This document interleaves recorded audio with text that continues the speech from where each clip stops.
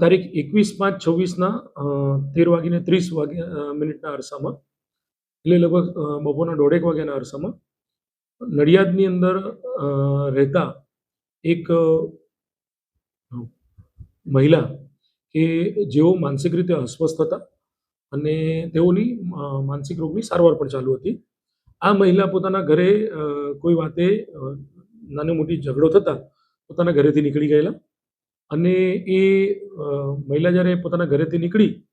અને અહીં સરદાર ભવનથી આગળ આવેલ હિન્દુ અનાથ આશ્રમની આજુબાજુમાં બેઠેલા હતા અને ત્યાંથી ચાલતા ચાલતા પોતે મિશન રોડ જે બ્રિજ છે એ બ્રિજ પાસે પહોંચેલા. તેવામાં એક ઈસમ જે છે એ જેનું નામ છે હિતેશ પૂજાભાઈ તળપદા, એણે આ બેનને બ્રિજ પાસેથી પોતાના મોટરસાઇકલ પર બેસાડેલા. તે સમયે તે જે બેન છે તેમની માનસિક જે સ્થિતિનો લાભ લઈ આ હિતેશે તેમને એવું જણાવ્યું કે હું તમને તમારા પતિના ઘરે મૂકી જાઉં. એટલે આ બેન જે છે એ પોતે તેના વિશ્વાસમાં આવેલા અને તેમ કરીને આ હિતેશે એ બેનને બેસાડી અને તેમના પતિના ઘેર ઉતારવાના બદલે ત્યાંથી પોતાની ગાડીમાં તેમને બેસાડી અને એ મોટરસાઇકલ લઈને મરીના જે ચરા વિસ્તાર છે, જે એકદમ સુમસાન લગભગ 500 જેટલા વીઘાનું એક અવાવરું બાવળિયાનો ખેતરનો ચરો વિસ્તાર છે, એ વિસ્તારમાં અવાવરું જગ્યાએ લઈ ગયેલા અને આ બેન સાથે શારીરિક દુષ્કર્મ કરેલું. હવે બેનને તેઓએ જ્યારે જણાવેલું તો એ બેનને ત્યાં આગળ દુષ્કર્મ કર્યા બાદ ત્યાં નજીકમાં એક ખાડો હતો કે જેની અંદર વરસાદી પાણી અને ગામના ગટરના ડ્રેનેજનું પાણી આવતું હતું. એ ખાડામાં ધક્કો મારીને પાડી દીધેલા. લગભગ સાંજના સમયે એ વિસ્તારના કેટલાક ગોપાલકો એ બાજુથી નીકળ્યા હશે,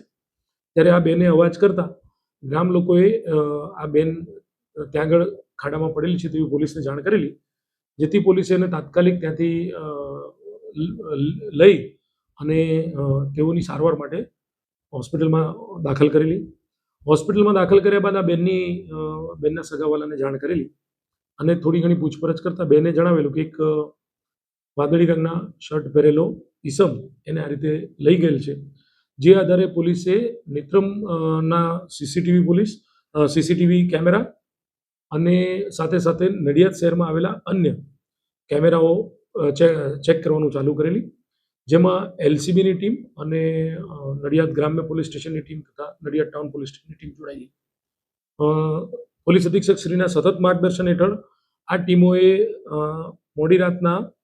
આ શંકાસ્પદ વ્યક્તિ જે છે એને આઈડેન્ટિફાઈ કરેલું અને ટૂંક જ સમયમાં એ વ્યક્તિને એના લોકેશન વગેરે મેળવી ટેકનિકલ સર્વેલન્સની મદદથી તેમજ અન્ય હ્યુમન ઇન્ટેલિજન્સની મદદથી આ વ્યક્તિ આઈડેન્ટિફાઈ થઈ ગયેલું, જેને પોલીસે અટકાયત કરેલી છે અને હાલમાં તેને જ્યુડિશિયલ કસ્ટડીમાં મોકલી આપેલું છે. પોલીસે આ સંદર્ભે જે બીએનએસની કલમ 138, 140(4), 87 અને 64(2) અનુસંધાને ગુનો દાખલ કરી અને તપાસ હાથ ધરેલી છે.